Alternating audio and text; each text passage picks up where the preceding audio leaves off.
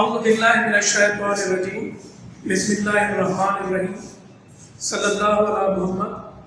अस्सलामु अलैकुम dear students.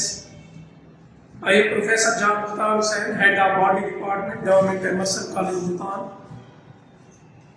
You know that we are discussing chapter number 7 of biology first year. The topic that we want to discuss today is major groups of protista. Protista kingdom का नाम है। इसके बड़े बड़े groups कौन से हैं वो हमने डिस्कस करने हैं। तो पहला ग्रुप किंगडम प्रोटिस्टा का वो है protozoa, animal like protist. The organisms which belong to kingdom Protista are known as protist. तो पहला ग्रुप किंगडम प्रोटिस्टा का वो है protozoa, animal like protist. Protozoan से जो प्रोटोजोआ ग्रुप से जो ऑर्गेनिज्म बिलोंग करते हैं उनको प्रोटोजोन्स कहते हैं। तो ये जो ग्रुप है ये एनिमल लाइक प्रोटिस्ट्स हैं, यानी एनिमल नहीं है लेकिन एनिमल की तरह के प्रोटिस्ट्स हैं। प्रोटोजोन्स के जो मेन कैरेक्टर है ये यूनिसेलुलर है, most ingest food by endocytosis. Endocytosis के जरिए से ये अपनी फूड हासिल करते हैं। एंडोसाइटोसिस क्या है, चैप्टर 4 फर्स्ट ईयर में ही आपको सीख चुके हैं कि intake of solid material by the invagination of plasma membrane is known as endocytosis. कोई सॉलिड मटेरियल है, बाहर से वो सेल के अंदर आता है, सेल मेम्ब्रेन की प्लाज्मा मेम्ब्रेन की इन्वेजिनेशन से अंदर की तरफ घुस जाने की वजह से इस प्रोसेस को एंडोसाइटोसिस कहते हैं। Intake of solid material by the cell due to invagination of plasma membrane is known as endocytosis.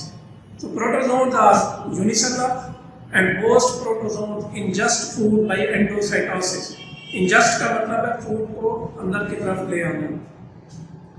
जैसे प्रोटोजोआ है इसको फिर आगे मजीद छोटे छोटे ग्रुप्स में तकसीम किया गया है। इस टेबल में आप देख रहे हैं फर्स्ट कॉलम में कॉमन नेम ग्रुप का, दूसरे में फॉर्म, तीसरे कॉलम में लोकोमोशन यानी इनमें हरकत कैसे होती है, और चौथे कॉलम में हर ग्रुप की एग्जांपल दी गई है। पहले ग्रुप में आप देख रहे हैं प्रोटोजोआ का पहला सब ग्रुप अमीबास। इनके कैरेक्टर यूनिसेलुलर है और नो डेफिनेट शेप, इनकी कोई खास शक्ल सूरत नहीं होती। They change their shape from time to time और यूनिसेलुलर है यानी एक सेट पर मुश्तमिल है। इनमें लोकोमोशन सूडोपोडिया के जरिए से होती है। इन ऑर्गेनिज्म में फिंगर लाइक प्रोजेक्शंस होते हैं यानी उंगली की तरह के उभार होते हैं। वो जो फिंगर लाइक प्रोजेक्शन उंगली की तरह के उभार है उनको सूडोपोड्स भी कहते हैं, उनको सूडोपोडिया भी कहते हैं। तो इनमें लोकोमोशन या हरकत सूडोपोड या सूडोपोडिया के जरिए से होती है। In amoebas, finger-like projections are present. Those finger-like projections are known as pseudopodia. So in amoebas, locomotion movement takes place by pseudopods. जो examples हैं amoebas की वो है एक amoeba और दूसरे एक amoeba. Amoeba and amoeba. Protozoa group का दूसरे जो सब ग्रुप है वो है zoophalangidates. Zoophalangidates. These are also unicellular, but some are colonial. The organisms which live in the form of colony are known as colonials. And what is colony? A group of organisms living together is known as colony. जानदारों का group जो इकट्ठे रहते हैं उसको हम colony कहते हैं। तो zoophalangidates सब ग्रुप से जो ऑर्गेनिज्म बिलोंग करते हैं, यूनिसेलुलर है, कुछ कॉलोनियल है। इनमें लोकोमोशन के लिए एक या एक से ज्यादा फ्लैजेला होते हैं। इनकी एग्जांपल ट्राइपैनोसोमा और जुलिना है। एग्जांपल ट्राइपैनोसोमा, जुलिना। वंस अगेन सेकंड जो सब ग्रुप है प्रोटोजोआ का zoophalangidates, they are unicellular. Some zoophalangidates are colonial. They move by one or more flagella. Examples are trypanosoma और जुलिना। ट्राइपैनोसोमा और जुलिना बोले नाम ट्राइपैनोसोमा और यूलिना। तीसरे जो सब ग्रुप है वो है actinopods. Third sub group of major group protozoa वो है एक्टिनोपोड्स। ये भी यूनिसेलुलर है। एक बात ध्यान में रखेंगे, फॉर्म में जितने भी ये ग्रुप्स हम डिस्कस कर रहे हैं ये सारे के सारे यूनिसेलुलर हैं। तो एक्टिनोपोड्स और यूनिसेलुलर, इनमें भी लोकोमोशन सूडोपोडिया के जरिए से होती है। और इनकी एग्जांपल रेडियोलेरियंट्स, ये जरा बोले अपनी जुबान से, रेडियोलेरियंट्स। एक्टिनोपोड्स, यूनिसेलुलर, लोकोमोशन सूडोपोड्स और एग्जांपल रेडियोलेरियंट्स। चौथा जो सब ग्रुप है वो है फोरामिनीफेरेंस। फोरामिनीफेरेंस अपनी जबान से बोलिएगा, फोरामिनीफेरेंस। ये भी क्या है, यूनिसेलुलर, इनमें भी लोकोमोशन सूडोपोडिया के जरिए से। इसकी एग्जांपल फोराइम्स, फोराइम्स खुद बोलेगा अपनी जबान से, फोराइम्स। नेक्स्ट ग्रुप ये एक्टिनोपोड्स, ये भी यूनिसेलुलर है। लोकोमोशन नन, इनमें लोकोमोशन नहीं होती, हरकत नहीं होती, क्योंकि इनमें लोकोमोशन या मूवमेंट के लिए कोई स्ट्रक्चर नहीं है। इसकी एग्जांपल परागोनियम। नेक्स्ट ग्रुप है सीडिएट्स। सीडिएट जैसा कि नाम से ज़ाहिर है इनमें सीडिया होते हैं, क्योंकि इनकी जो लोकोमोशन, लोकोमोटरी स्ट्रक्चर्स, मूवमेंट के लिए जो स्ट्रक्चर है वो सीडिया है। सीडिएट्स भी यूनिसेलुलर है। इनकी जो एग्जांपल है पैरामीशियम, वर्टिसेला, स्टेंटर। पैरामीशियम, वर्टिसेला, स्टेंटर। ये नाम तब आएंगे आपको जब आप अपनी जबान से बोले, ऊंची आवाज से बोलना है आपको। पैरामीशियम, वर्टिसेला, स्टेंटर। ग्रुप कौन सा है, सीडिएट्स, यूनिसेलुलर है। लोकोमोशन सीडिया के जरिए से होती है। एग्जांपल पैरामीशियम, वर्टिसेला और स्टेंटर है। तो मेजर ग्रुप तो प्रोटिस्टा का प्रोटोजोआ, इसके सब ग्रुप्स मैं फिर रिपीट कर रहा हूँ, अमीबास, ज़ूओफ्रेजिलेट्स, एक्टिनोपोड्स, फोरामिनीफेरेंस, एपिकम्प्लेक्सेंस, एपिकम्प्लेक्सेंस और सीडिएट्स, एपिकम्प्लेक्सेंस और सीडिएट्स। तो यही जो सब ग्रुप है ये हम थोड़ी थोड़ी डिटेल से एक एक करके लेते हैं। तो पहला सब ग्रुप, मेजर ग्रुप कौन सा हुआ, किंगडम प्रोटिस्टा का, प्रोटोजोआ। उसका सब ग्रुप अमीबास। इनके कैरेक्टर ये फ्री लिविंग ऑर्गेनिजम्स है, फ्री लिविंग आजादाना तौर पर रहते हैं, यानी जो पैरासाइट के तौर पर न रहे उनको हम कहते हैं free living. Free living fresh water, marine water दोनों में पाए जाते हैं, but some kinds of amoebas also live in sand, कुछ सैंड पे भी, जमीन पे भी रहते हैं। तो free living, fresh water, marine water और कुछ जो है वो सैंड अमीबास। कुछ अमीबा जो है they are parasites of animals, दूसरे एनिमल्स में पैरासाइट के तौर पर रहते हैं। दे लैक फ्लैजेला, यानी इनमें फ्लैजेला नहीं होते। फिर इनमें लोकोमोटरी स्ट्रक्चर, मूवमेंट के लिए स्ट्रक्चर है सूडोपोडिया। ये सूडोपोडिया क्या है, ये साइटोप्लाज्मिक प्रोजेक्शन है, प्रोजेक्शन विभाग। साइटोप्लाज्म बाहर की तरफ बढ़ जाता है उंगली के विभाग की तरफ और ये सूडोपोडिया बना देता है। तो amoebas down type flagella, they move by finger-like projection known as pseudopodia. इनकी एक एग्जांपल एंटमीबा हिस्टोलिटिका।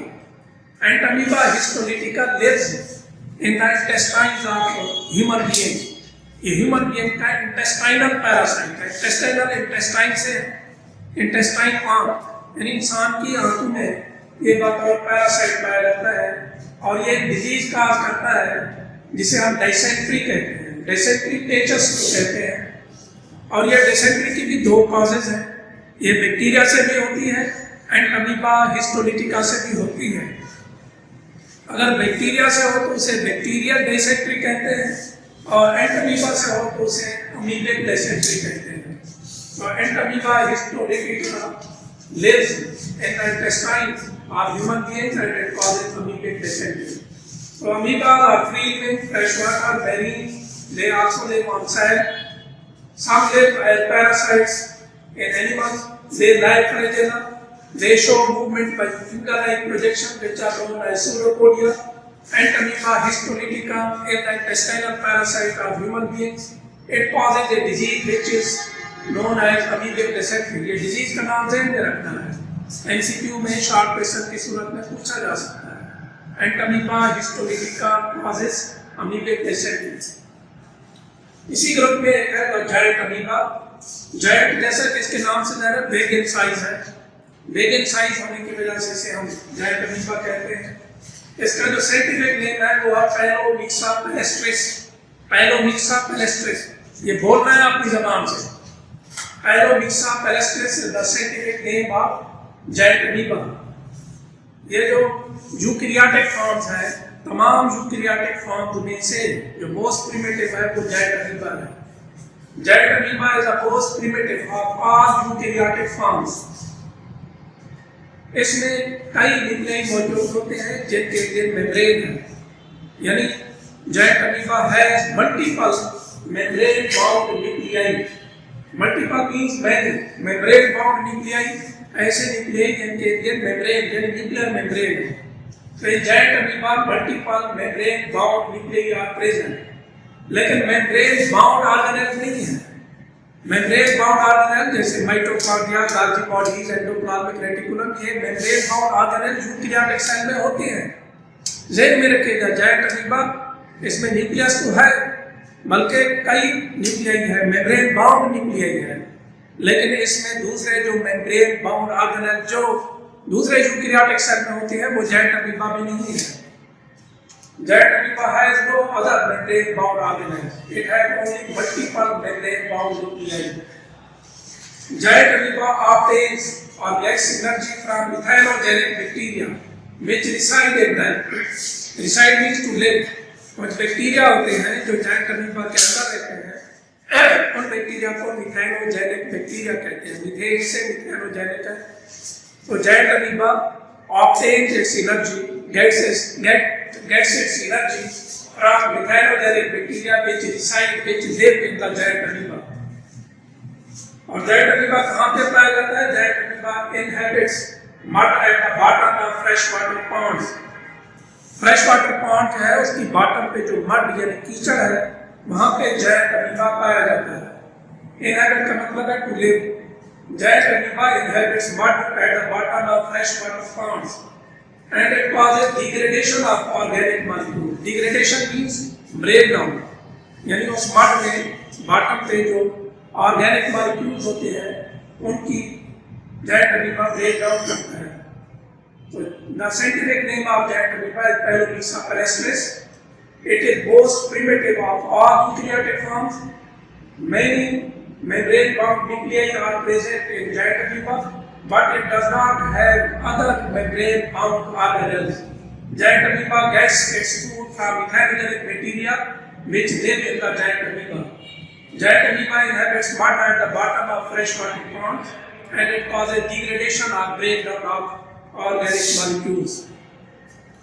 उम्मीद है आपको ये लेक्चर पसंद आया होगा। अगर आपको लेक्चर पसंद आया है तो लाइक करें और चैनल को सब्सक्राइब भी करना है ताकि अपकमिंग वीडियोस आप तक बिला तखीर पहुंच सकें। मिलते हैं नेक्स्ट वीडियो में। टिल दैट अल्लाह हाफिज़।